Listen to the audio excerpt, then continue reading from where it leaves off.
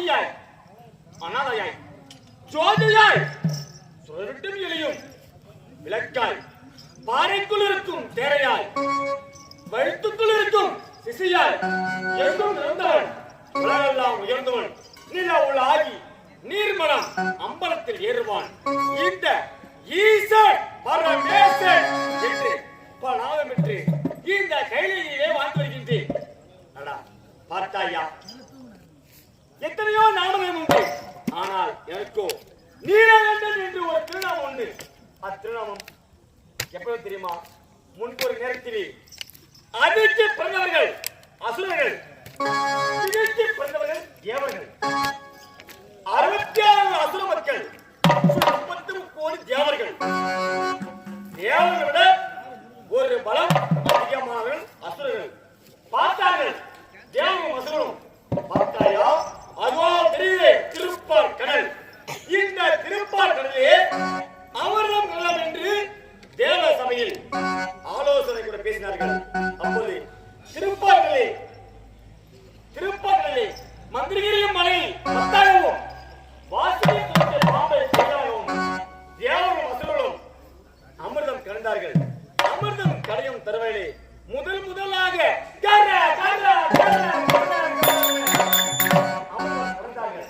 அப்போது முதலில் 4 வேதங்கள் பிறந்தது.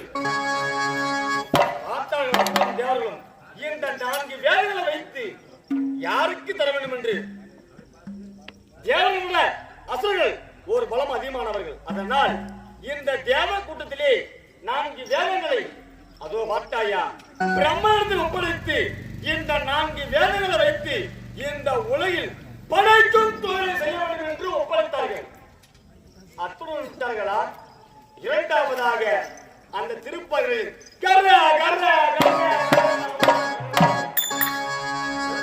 அமிர்தம் கரையும் தருவாயிலே 5 சுரைகள் பிறந்தது. என்னென்ன? காமதேனு, கற்பவச்சம், ஐராவதம், பசுமை நதி, சங்கை நதி, பூச்சக்கர குடை என்று சொல்லக்கூடிய 5 சுரைகள் பிறந்தது. 5 சுரைகளை தேவர்கள் ஆசைப்பட்டார்கள். முதலில் பிறந்தது தேவர்களுக்கு, இரண்டாவதாக பிறந்தது இந்த அசுரர் சேர வேண்டும் என்று. ஆனால் பார்த்தார்கள், எவன் ஒருவன் 100 அசுர யாகத்தை செய்து இந்த தேவ இந்திரன் பட்டப்பட்டது தேவ இந்திரன். அதனால் இந்த 5 சுரைகளை தேவ இந்திரத்தில் ஒப்படைத்தார்கள். அத்துடன் நிறுத்தலாம். மூன்றாவதாக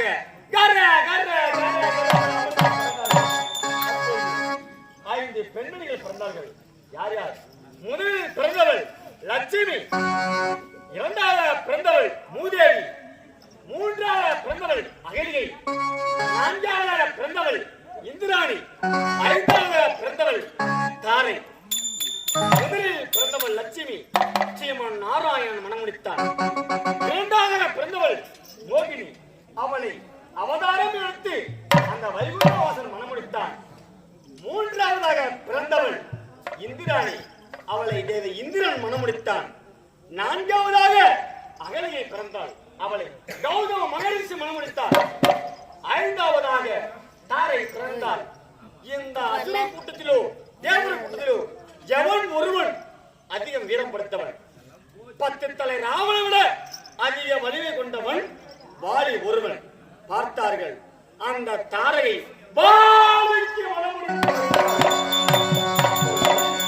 அந்த மந்திரகிரி மலையாகப்பட்டது.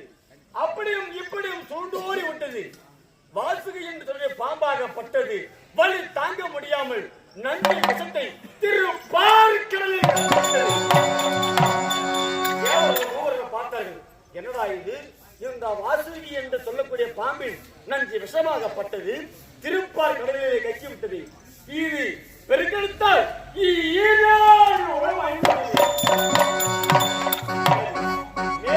உலகம், கீழே 7 உலகம், 2 சேர்த்தால் 14 உலகம் ஐந்து என்று பார்த்தார்கள். அனைவரும் தன்னை நாடி வந்தார்கள். சுவாமி, இதற்கு நீங்கள் தான் தகுந்த ஓசை அளிக்க வேண்டும் என்று பார்த்து அந்த திருப்பாரில் உள்ள அந்த வாசுகி என்று சொல்லக்கூடிய பாம்பின் நன்றி விஷத்தை என் உள்ளன் கையால் எடுத்தேன். அப்போது எடுத்து அருந்தும் தருவாயில் என் இடபாகத்தில் பெற்றவள் பார்வதா.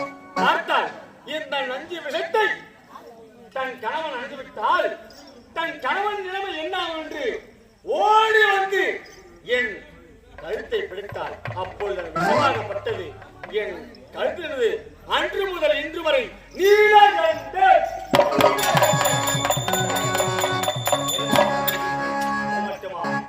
முதல் செருமக்கள் வரை 8000 ஜீவராசிக்கும் படையலுக்கும் கத்தராக வந்திருக்கின்றேன் என்று சென்று அனைத்து ஜீவராசியும் படையலுக்கு வேண்டும் என்று வருகின்றேன்.